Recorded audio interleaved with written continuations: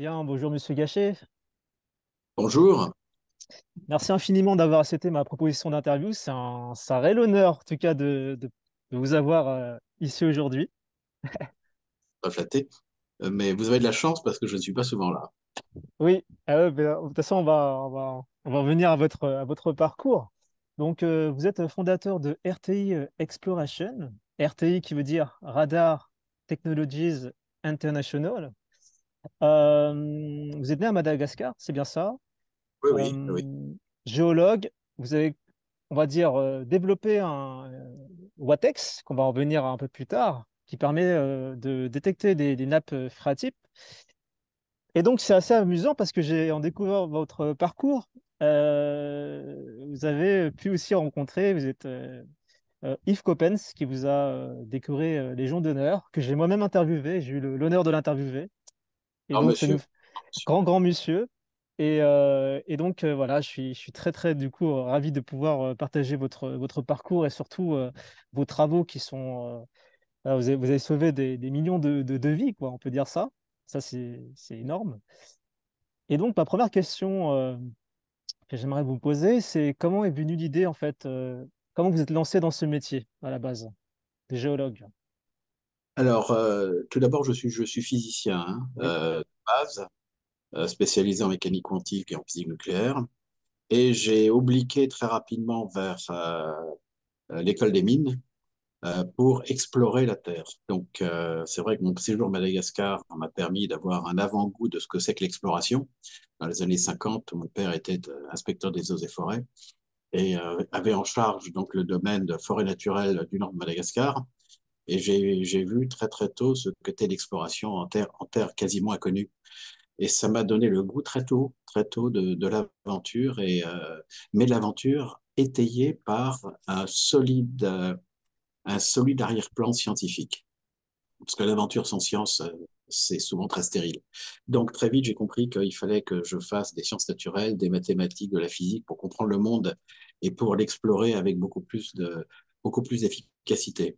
Voilà, donc ça explique mon passage avant l'école des mines directement euh, par un cursus très, très académique en physique quantique et en physique nucléaire avant de basculer sur réellement l'exploration de la Terre. Et pendant 20 ans, donc après l'école des mines, j'ai été explorateur pétrolier et exploration de fluides profonds. Et très naturellement, quand j'ai quitté le pétrole pour l'eau, ben, j'ai utilisé quasiment les mêmes techniques pour rechercher un autre fluide qui, cette fois-ci, se renouvelle, contrairement au pétrole, et qui est profond. Alors pourquoi mon intérêt pour cette eau profonde? Parce que après 30 années d'observation de la Terre, la NASA a abouti à un bilan qui m'a paru extrêmement intéressant et très prometteur pour l'humanité. Il y a 100 fois plus d'eau sous le sol que tous les lacs et rivières à la surface de la Terre. Je dis bien 100 fois plus d'eau dans le sol que tous les lacs et rivières à la surface de la Terre. Je ne compte pas les glaciers, je ne compte pas les eaux de permafrost, bien sûr. Mais ce qui me fait dire que au moment même où on s'alarme sur le changement climatique, et avec raison d'ailleurs, mais l'épuisement des ressources en eau de surface, eh bien, très naturellement, depuis 20 ans, je me suis penché sur cette eau profonde en tant que pétrolier, armé par les nouveaux satellites espions américains déclassifiés qui sont devenus disponibles à la suite de la chute du mur de Berlin. Donc, j'étais un des premiers ingénieurs à faire mon shopping à Washington pour récupérer ces données militaires déclassifiées pour me permettre de rechercher donc les ressources souterraines. Alors, quand je dis ressources souterraines, il y a non seulement l'eau, mais comme je suis ingénieur des mines, bien entendu, je m'intéresse aux métaux de base, comme les métaux verts, le lithium et les terres rares. Et tout ça, c'est un package, si vous voulez, que j'ai appris à développer, et à la fois en théorie et bien sûr avec des applications pratiques immédiates de terrain. Comme je dis toujours, j'ai toujours eu la tête dans les étoiles et les pieds dans la boue. C'est la combinaison magique qui fait qu'on devient vraiment un vrai découvreur, et parce que euh, pondre des concepts dans un laboratoire, c'est peut-être utile, mais c'est pas suffisant. Concrétiser sur le terrain, c'est là qu'on voit les limites entre l'écran et la Terre. Voilà, donc Donc, naturellement, je suis devenu dans une continuité d'explorateur pétrolier, un explorateur de l'eau. Voilà. Alors, je vais peut-être anticiper, mais Oui, comment j'ai découvert c'est ça. cet algorithme qu'on appelle WATEX, qui veut dire Water Exploration. Eh bien, c'est en étudiant les fuites d'un énorme oléoduc construit par Kadhafi, qu'on appelle la Grande Rivière Artificielle en Libye. C'était en quelle année, pardon? C'était en quelle année C'est vous en avez... 2002. En 2002. 2002, sans D'accord. prendre la crise du Darfour. En 2002, j'ai découvert les fuites dans un projet pétrolier pour Shell. Je faisais partie du Game Changer Group à Shell. Donc, je développais pour le pétrole des algorithmes pour la recherche pétrolière. Et j'ai découvert une fuite souterraine que je n'ai pas comprise tout de suite. En fait, il s'agit d'une fuite d'eau d'un gigantesque aqueduc enterré. Euh, les gens avaient constaté que Tripoli ne recevait que 40% de l'eau de cet aqueduc. 60% était perdu dans le désert. Alors, ils ont fait voler des avions d'observation, des hélicoptères pour essayer de trouver la fuite. Ils n'ont pas trouvé. Et moi, dans cette expertise portuelle, j'ai vu une énorme anomalie et j'ai compris très vite qu'il s'agissait d'une anomalie eau, en plein désert, donc il n'y avait rien à faire là. Et j'ai compris qu'il y avait derrière tout ça un pipeline. Et je me suis dit que si j'étais capable de détecter des fuites souterraines d'eau, je serais peut-être un jour capable de détecter des aquifères, c'est-à-dire des masses d'eau souterraines sur de plus grandes extensions. Pour ça, il fallait que je change de fréquence. Il a fallu que Bon, je me suis cassé la tête pendant 2 ans, mais quand j'ai annoncé à Shell que je m'intéressais à ça, ils m'ont dit, Alain, tu es payé pour chercher du pétrole, pas de l'eau, l'eau n'est pas cotée en bourse, ça ne nous intéresse pas.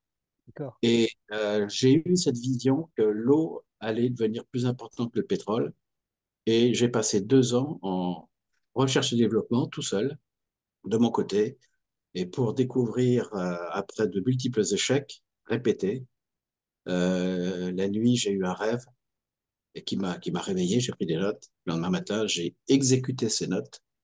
Et c'est comme ça que j'ai mis en place l'algorithme qui, de façon extraordinairement magique, m'a révélé, je dirais, sur 200 000 km², tous les aquifères souterrains qui attendaient là. Et au moment où la crise du Darfour a éclaté, c'est-à-dire 15 jours après ma découverte, j'ai été contacté par le Haut Commissariat aux réfugiés qui savait que je travaillais sur l'eau et qui m'ont dit, Alain, on a 250 000 bonhommes sur le dos qui sont arrivés du Soudan. Ils sont répartis sur 650 km de long tout le long de la frontière du Tchad et du Soudan. Nous, on amène de l'eau par camion, mais ça nous coûte des millions de dollars par semaine. Est-ce que ton algorithme pourrait nous aider? J'ai dit, écoutez, je n'en sais rien, mais c'est le moment ou jamais d'essayer. C'est l'épreuve de vérité. Donc, 4 mois après, 4 mois, parce qu'il a fallu quand même que je recompose tout le Soudan, tout le Darfour soudanais sur mes écrans. Et quand les documents ont été prêts, quand ma vision a été clarifiée, j'ai débarqué sur le terrain et je me suis retrouvé au milieu de la mêlée des réfugiés. J'ai été transformé en gibier moi-même, le gibier des Janjaweed, des cavaliers arabes. Mais bon, j'ai assumé avec une Land Rover pourrie parce que toutes les autres voitures étaient en panne. Et en l'espace de 4 mois, j'ai fait forer 250 puits pour 250 000 réfugiés, avec un taux de succès de 100%. Vous Donc avez là, c'est aussi, pardon, vous avez aussi présenté votre projet à monsieur Kadhafi, mais qui lui, l'a refusé. Pour quelle raison? il n'a pas refusé. Il était simplement offensé que je Ah puisse oui, découvrir de mon bureau à Tarascon ce qui se passait en Libye et qu'eux n'arrivaient pas à trouver. Donc, on ne sait jamais à quelle sauce on va être dévoré. Soit à la sauce d'un espion qui va être exécuté immédiatement, soit interdit de séjour. Mais comme je présentais ce programme en compagnie du président du Congo, qui est un ami, le président du Congo m'a dit, Alain, tu rentres de mon avion personnel directement à Brazzaville, tu ne repasses pas à Tripoli, tu ne repars pas en France directement, je t'offrirai un billet de retour de Brazzaville. Donc, je suis reparti dans le jet privé du président à Brazzaville pour m'échapper de cette menace imminente. Voilà. Donc, j'ai pu m'exprimer devant Kadhafi parce que j'étais sous la protection du président du Congo. Mais tout ça pour dire que l'eau, c'est un sujet sensible. D'ailleurs, après mon intervention à Tripoli, Kadhafi a désarticulé, a exécuté tous les responsables de la direction hydraulique à Benghazi. Donc, j'ai un peu de remords parce que j'ai probablement j'ai la disparition de ces bonhommes sur le dos à partir de mon intervention. Ils ont vérifié, effectivement, la fuite était bien là où, à 100 mètres près, exactement là où j'avais indiqué. Et ça a fait quand même des dégâts. Et je n'ai plus remis, bien sûr, depuis les pieds à Tripoli. Alors la Voilà. question que j'aimerais vous poser surtout, c'est comment on détecte l'eau, la technologie, comment ça fonctionne en fait. Alors ça, c'est mon passage en physique quantique. L'eau est une molécule extraordinaire. C'est la plus commune sur Terre, mais c'est la plus incroyable de par ses propriétés physiques. L'eau H2O, c'est une molécule qui est polaire, c'est-à-dire elle a deux électrons libres qui font que cette molécule est très sensible aux variations du champ électromagnétique. Et on l'applique, nous, tous les jours quand on fait la cuisine au micro-ondes. Le micro-ondes, c'est une antenne radar de 4 GHz, 4,5 GHz, c'est-à-dire qu'il y a 4,5 milliards de vibrations par seconde.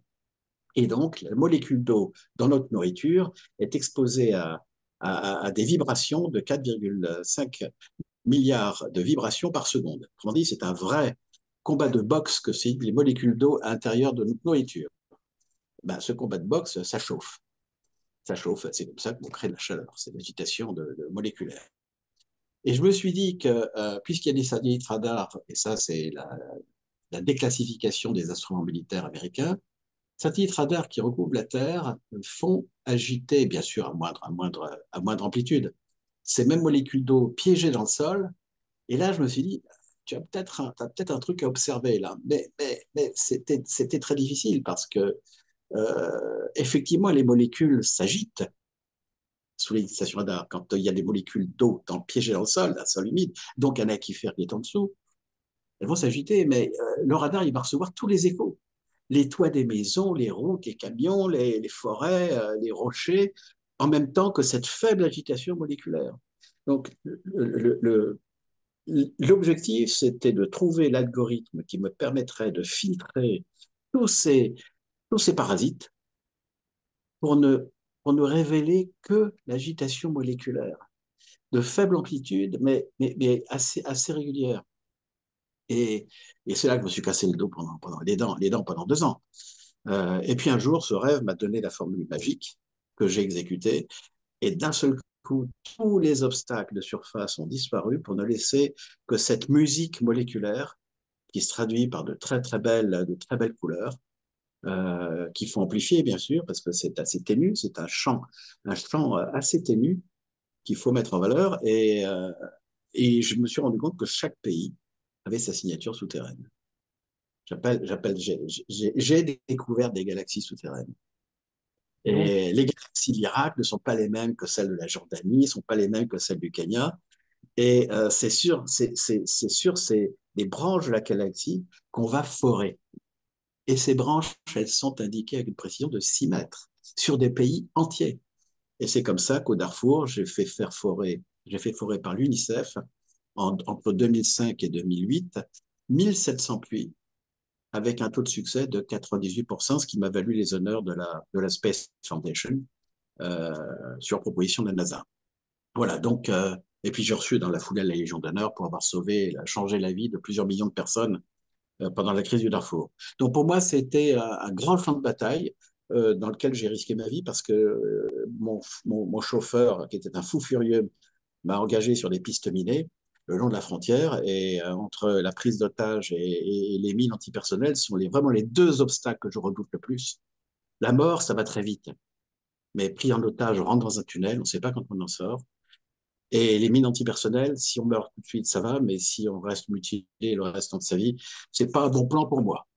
Voilà, donc j'ai navigué entre science, mine antipersonnelle et prise d'otage pendant quasiment 2 mois de mission au Darfour pour aboutir finalement à des résultats tout à fait sensationnels qui ont prouvé que mon concept de mécanique quantique appliqué avec la télédétection spatiale et la géologie, bien sûr, c'est une brillante combinaison de plusieurs éléments qui, euh, qui ont sauvé la situation.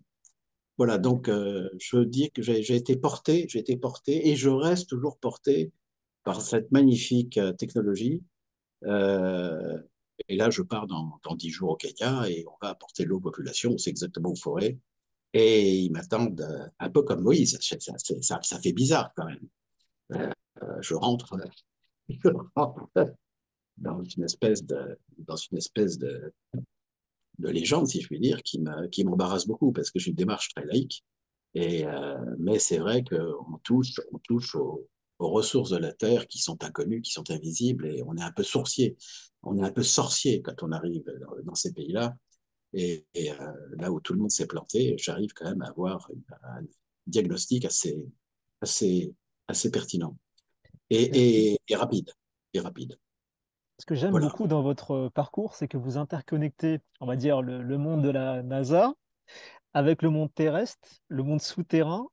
On parlait de technologie, mais pour vous aussi, et c'est même primordial, c'est la continuité de votre initiation avec les Pygmées. Ah, ben, les pygmées ont été la clé pour moi parce que Voilà. les pygmées, je vois que vous avez lu mon livre, L'homme qui fait jaillir l'eau du désert. Et je viens d'en sortir un autre aussi en anglais, Water and Peace. Parce que les Pygmées vous ont permis du coup de voir autre Alors, chose qui et ne les sont pas. pygmées, ce sont les plus extraordinaires environnementalistes que je connais. Ce sont des Voilà. vers authentiques, sincères et bien éduqués, paradoxalement, par rapport à nos élites qui, qui ont très peu de sens pratique. Les pygmées sont en permanence en observation de la nature. Et c'est avec eux que j'ai fait mes premiers travaux de recherche. Alors, à l'époque, avec les pygmées, je recherchais plutôt de l'or. Quand on quitte une boîte pétrolière, on n'a pas le droit de travailler pendant 4 ans pour la concurrence. Donc, pendant 4 ans, j'avais pu travailler pour d'autres sociétés pétrolières. C'est-à-dire que je ne voulais pas, je ne devais plus travailler pour les sociétés pétrolières. Donc, j'ai commencé par faire de l'exploration minière. Et pour nourrir ma famille, eh bien, comme j'étais au Congo, je voyais que les pygmées trouvaient de l'or dans les rivières. J'ai essayé de comprendre un petit peu d'où venait cet or. Et puis j'ai pas compris. J'ai pas compris tout simplement d'où venait cet or. Donc, jusqu'au moment où j'ai vu la première image radar de l'American Shuttle qui passait au-dessus de cette zone. Je suis là à Washington, j'ai acheté cette image et je l'ai repositionnée par GPS et j'ai compris que l'or venait de collines sous la forêt qui n'avaient jamais été cartographiées. Et, euh, Et là, je suis retourné, j'ai demandé au pygmée d'aller dans la direction qui m'intéressait. Il m'a dit, ah, non, non, là, il y a des génies. Tu peux pas y aller. Et puis, vous savez que j'ai pas peur des génies, donc on va y aller ensemble. Et on a mis 3 jours de marche en forêt.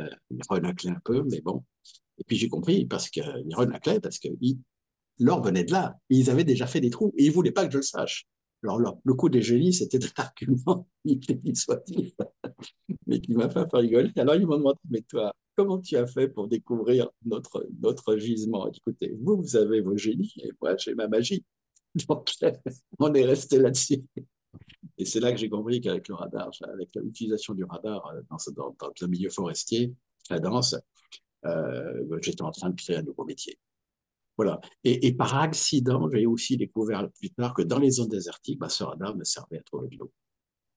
Voilà, donc c'est à travers les pygmées que j'ai eu ce déclenchement de réflexe intellectuel, mais bon, c'est vrai que j'ai utilisé dans Forêt les premiers GPS qui étaient à l'époque, si, dans les années 60, 80, 95. Les premiers GPS arrivaient, donc j'ai été le premier à m'en servir en forêt. Il y a eu beaucoup d'innovations qui sont apparues grâce à la guerre des étoiles du président Reagan.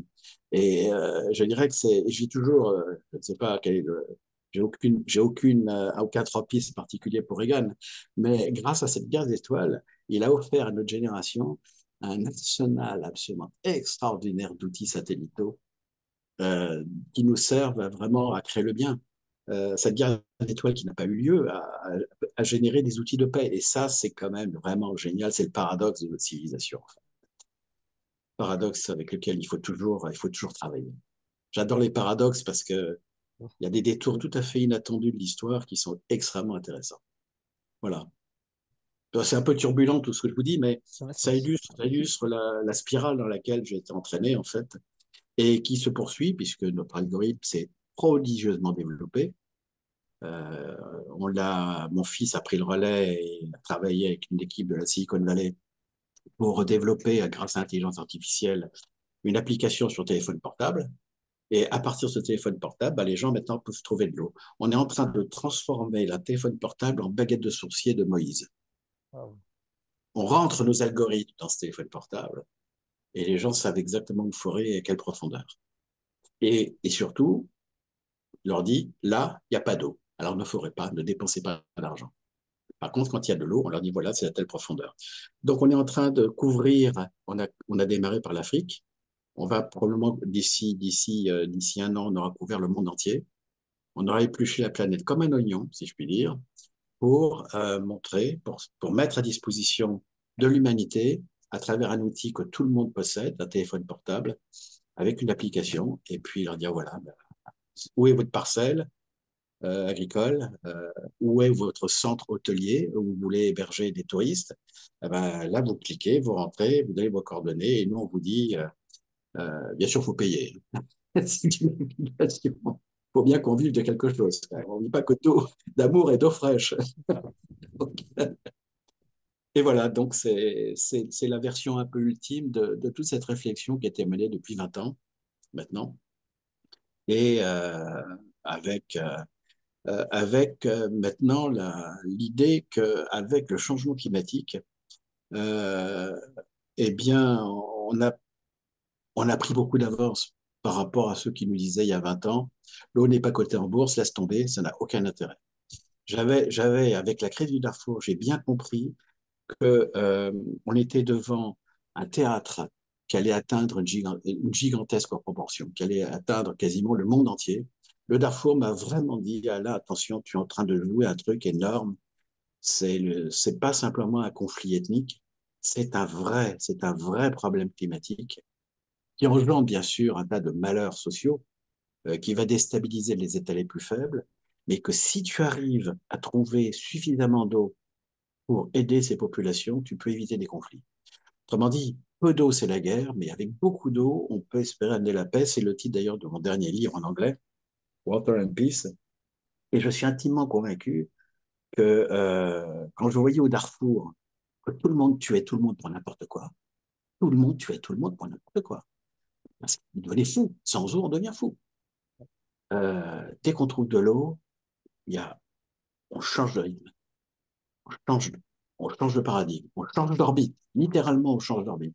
Et les sociétés qui sont impliquées, qui regardent assez stupéfaites dans une zone déserte où tout le monde avait prédit qu'il n'y avait pas d'eau. Et nos algorithmes disent, si, il y a de l'eau, tu fort, mais par contre, il faut forer profond parfois. Euh, je vois le bouleversement dans les yeux. Et j'ai découvert beaucoup de pétrole quand j'étais pétrolier, dans différents pays.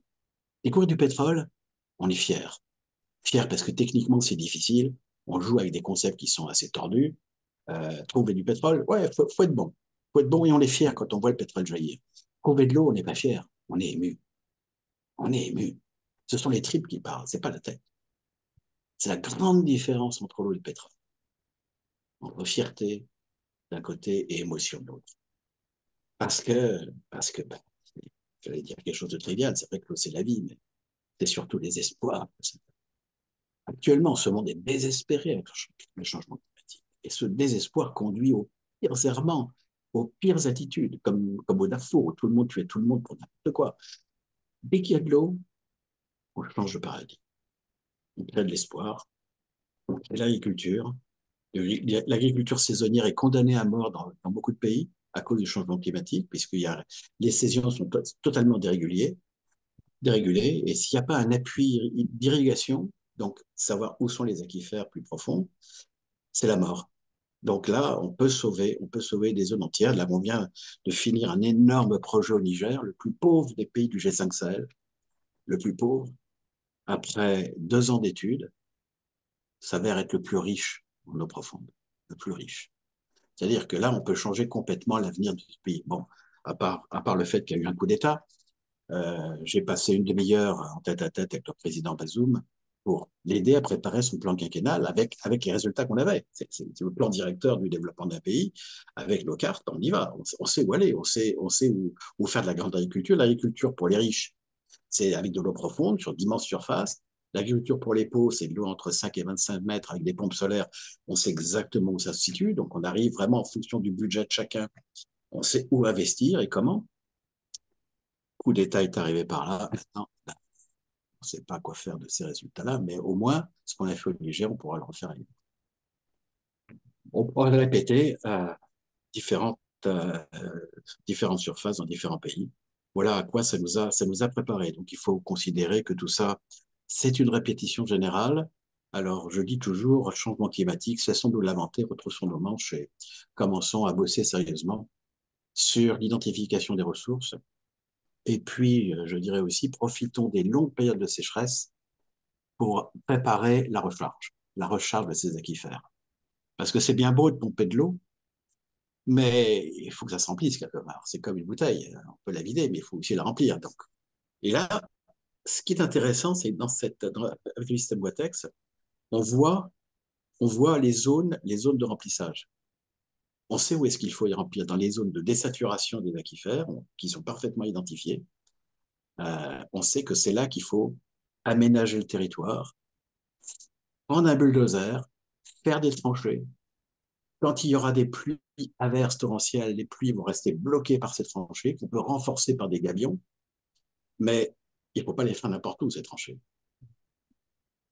Donc, une fois qu'on a compris ça, eh bien, on va ralentir les inondations, on va permettre l'eau de se réinfiltrer, mais si en plus on plante des arbres aux endroits, des arbres utiles, pas des eucalyptus et des pins qui vont cramer au premier feu, mais des arbres utiles, des arbres fruitiers qui vont réinstaurer la biodiversité. Là, on peut jouer gagnant. Donc, le changement climatique ne doit pas faire peur. Il faut simplement qu'on ait une vue claire sur les ressources en eau souterraine et qu'on profite des périodes de sécheresse pour aménager le territoire, replanter des haies, pour refaire des fossés de stockage d'eau faut rediriger, il faut piloter l'eau, il ne faut pas lui laisser faire n'importe quoi, raviner les sols, arracher les racines, parce qu'il n'y a plus de racines, il n'y a plus d'arbres. Alors, à plus forte raison, replanter des arbres. Et c'est avec ça que notre génération arrivera à s'en sortir et pour préparer l'avenir. Alors, c'est sûr qu'un arbre, faut attendre 20 ans avant de voir les effets, mais on peut aller beaucoup plus vite avec les gabions et les tranchées de bulldozer. Moi, je suis assez expéditif.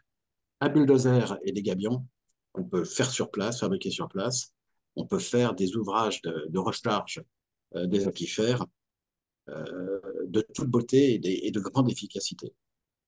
Alors, tout ça paraît très simple. Non, non, parce que derrière, il y a beaucoup de politique. Je dois dire à mon plus grand désarroi que cette crise arrange pas mal de gens. D'accord. La panique permet de faire un business assez sordide, d'expédients. Je n'aime pas les bassines qu'on fait en France. C'est une réponse de pauvres, c'est une réponse d'idiots. Les bassines en France, je dirais non, il faut faire autre chose. Restaurons les restanques.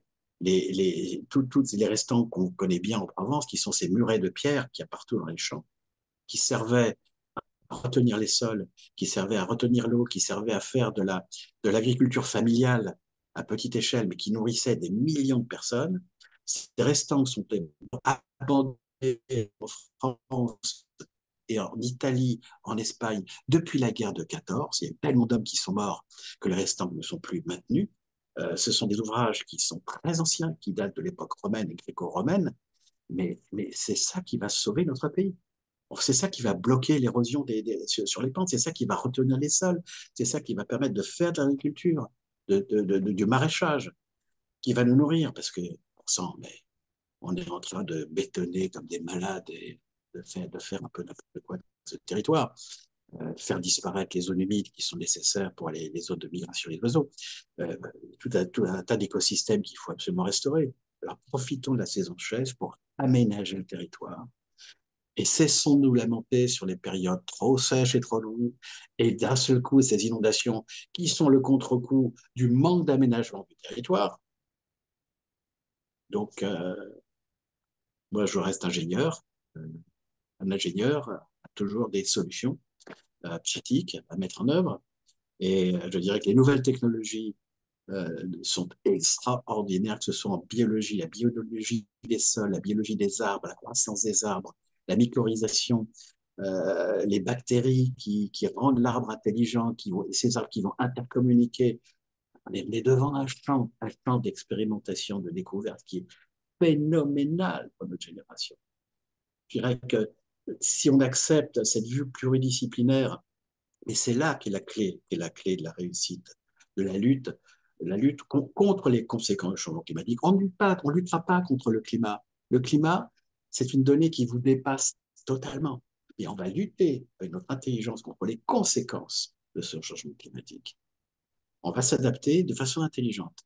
On va adapter nos plantes et nos cultures de façon intelligente. Il faudra qu'on adapte notre habitat de façon intelligente, qu'on remodèle le territoire sans trop de bouleversements. Je vois ce que les Romains et les Grecs avaient fait. Je dirais, je reviens d'Italie du Sud où je vois encore ces ouvrages antiques, mais qui marchent du feu de Dieu. Et les paysans du coin, ils savent refaire un mur en pierre. Ils n'ont pas besoin de gabion. Le gabion, c'est la version moderne du muret antique. On ne sait plus faire un muret sans ciment. C'est vrai que ça demande une certaine science. Maintenant, on fait du gabion. Tant mieux, faisons du gabion. C'est la version moderne. Et c'est ça, ce sont des choses simples, des concepts simples qui nous sauveront. Parce que c'est vrai que ces pertes de sol sont très préoccupantes par l'érosion. C'est ça le changement climatique, c'est le développement des extrêmes, extrêmes inondations, extrêmes sécheresses, extrêmes feux de forêt, parce que nos forêts sont plus du tout adaptées. Nos grands-parents ont planté des forêts artificielles. Les seules forêts qui existent encore en France, ce sont les forêts plantées par Richelieu, les forêts de chênes pour la marine royale. Ceux-là, ils n'ont pas bougé, ils sont toujours là. Bon, ben, peut-être des leçons à apprendre de nos anciens. Tout à fait. Voilà, j'étais très bavard, excusez-moi, Ah, mais c'est super enrichissant. Du coup, Monsieur Gachet, où est-ce qu'on peut vous retrouver? Sur votre site, c'est ça? RTI exploration.com, ouais. voilà, .com. Là, il y a des documentaires. J'ai vu qu'il y a pas mal de documentaires. Parce qu'en fait, ouais, il faut dire aussi les choses, c'est que la France a mis quand même un peu de temps quand même à reconnaître, quand même, à s'intéresser à vos travaux, quoi. On est toujours un peu Non, en retard d'ailleurs. La France s'intéresse pas à mes travaux du tout. Ah ouais, La donc France, carrément. ils ont leur lobby. Moi, je ne fais pas de politique, donc je suis totalement inconnu des médias. C'est dingue, Donc, c'est fou. non, on m'a remis la Légion d'honneur. Je pense que c'est un miracle. Je ne sais pas par quel miracle c'est arrivé. Par un grand monsieur. C'est tout, mais C'est ça qui est non, assez non. incroyable quand même. En fait j'ai plusieurs fois demandé à être reçu au Quai d'Orsay parce qu'on touche à l'intérêt des États. On touche Ah à oui, en l'intérêt des plus, c'est États. le sujet phare, quoi. Bon, J'ai jamais été invité. On m'a toujours incroyable. accroché. Donc, j'ai pas insisté parce que, en fait, dans la vie, j'aime pas commander. Je préfère être Oui, désiré. bien sûr. Bah oui, Tout. c'est à Et vous de faire ces démarches. je suis désiré par les Américains avec lesquels je travaille sur des très, très Oui, bons contrats. Pourquoi me casser la tête, me faire humilier en France? oui, C'est ça, quand on n'est pas reçu là où on voudrait être efficace, il y a une espèce de forme d'humiliation quand même qui vous impacte. Et donc, ça, j'aime pas ces pensées négatives, donc je mm, dégage. oui, Et là, c'est vrai que maintenant, je fais les choses de mon côté avec des partenaires géniaux, mais qui sont américains. Ils sont américains, tous les partenaires. oui. Donc là, je vais lancer les opérations au Kenya. Ben, c'est un groupe à Washington avec lequel j'ai sympathisé, qui avance avec moi sur des projets d'agriculture, de justice environnementale aussi. J'aime bien les gens éthiques. Bon, c'est vrai qu'il y a une connotation religieuse là-dedans aussi, quand on est américain, mais peu importe, c'est l'éthique, c'est tout. C'est le respect de l'individu, c'est le respect de l'homme, le respect des grands équilibres écologiques. Pour moi, c'est la seule chose qui importe. La vérité, elle est dans l'équilibre. Elle n'est pas dans le désordre, elle n'est pas dans l'anarchie, elle n'est pas dans la destruction. Moi, je suis un bâtisseur. J'aime les gens qui collaborent avec l'esprit de participation. J'aime réunir autour de moi des esprits qui sont éclectiques, qui apportent chacun leur pierre à l'édifice. Et, euh, puis avançons. Avançons avec ça. Et il y a vraiment des hommes de bonne volonté autour de moi qui sont exceptionnels, avec lesquels j'avance. Et puis, il y a toujours cette flamme quand vous faites quelque chose au sein des populations qui vous attendent, qui espèrent de vous le coup de baguette magique. Ben oui, le coup de baguette magique, il existe. Il existe quand on fait un puits là où personne pense qu'il y aura de l'eau, où tout le monde me dissuadait d'aller parce que l'eau, paraît-il, ne se renouvelle pas, parce que l'eau, paraît-il, est salée. Et j'ai dit, écoutez, laissez-moi faire, c'est moi qui paye. Ma société paye. Donnez-moi simplement l'autorisation de forer, c'est tout. Je n'ai pas besoin de vous en dehors de cette autorisation. Ouais, Écologie. j'ai vu dans une conférence, il y avait plus de 33 millions de personnes. Oui, oui, oui, oui, oui, C'est énorme. on a fait, on a fait un gros boulot de cartographie qui a permis à l'UNICEF, pendant la crise du Wow. Darfour, de forer. Et puis, on a continué en Irak, la reconstruction des zones détruites par Daesh. En Irak, bon, les gens, sur mes indications, sont descendus à 300 mètres. Mais là, au moins, on reconstruit les écoles, les hôpitaux et les villages. Et de voir ces populations qui vivent au milieu des décombres d'un seul coup, qui vont se reconstruire autour d'un point d'eau pérenne, durable. C'est ça qui est important. C'est pas un machin qui fait pchit. On s'intéresse à la durabilité du projet. Bah, ça fait chaud au cœur. Ça fait chaud au cœur. On apporte la vie là où la mort est passée avant, quoi. On reconstruit sur des décombres, on reconstruit sur des âmes qui sont brisées et on redonne de l'espoir. Parce que, en fait, dans le fond, dans l'humanité, qu'est-ce qui est le plus important? C'est l'espoir, fondé sur des vraies valeurs. C'est tout. Le reste, qu'est-ce que c'est? Rouler en belle voiture, c'est pas ça qui est important. L'important, c'est vraiment, vraiment de créer l'espoir dans les yeux des gens. Et à partir de cet espoir, tout devient possible. Tout devient possible. C'est ça qui est beau à travers l'eau. Et j'ai remarqué aussi que ceux qui s'intéressent beaucoup à l'eau, c'est d'abord essentiellement des femmes. Hein. Ah oui, d'accord. Ah oui, oui, j'ai des très, très, très, très surpris. J'ai découvert ça en Angola. Ouais, ça. Euh, et j'ai vu ça après se poursuivre en Afrique. En Afrique, quand je vais faire un foire dans un village, je vais voir la matriarche, la femme d'influence, et puis je lui explique, et voilà, c'est toi qui vas me dire où est-ce que tu veux qu'on forge. Je sais déjà où il faudrait, bien sûr, mais elle va me dire où est-ce qu'il faut. Parce que moi, je travaille sur les aquifères géants. Et j'attends d'eux qu'ils me donnent un point. Parce que ça, c'est un point tribal. Le point qui va permettre à toutes les ethnies qui sont en conflit a priori, ça va permettre d'éviter le conflit. Ça, je ne le vois pas par satellite. Le point tribal, il y a quelqu'un qui me le donner. Et effectivement, quand on part suivant leurs recommandations, d'abord, ils se sont impliqués. Et ensuite, nous, ça nous protège de tout conflit ultérieur entre tribus. Ça, c'est très important. Voilà, donc ce point tribal, je ne le vois pas par satellite, mais j'ai besoin de rencontrer la matriarche qui va me dire, voilà, c'est là qu'il faut forer, parce que c'est là que les esprits, vu de leur façon, c'est là que les esprits vont être apaisés. Voilà, Bon, donc, bah, et donc ce contact humain, il est quand même, au-delà de tout aspect scientifique rigoureux, ce côté humain irrationnel est extrêmement important. en tout Il cas, faut Monsieur combiner Gachet, merci infiniment pour tout ce que vous faites. Et bah, en tout cas, comme je dis toujours, l'aventure continue et c'est plus vital, que quoi. jamais, plus que jamais. Voilà. Merci beaucoup. Merci et à très vite. J'aimerais bien suivre un petit peu votre aventure à vous aussi, parce Oui, que vous avez vous avez fait cheminer un certain nombre de personnes. Je l'ai vu à travers votre site web et merci beaucoup. je vous en félicite grandement. Merci beaucoup. Merci.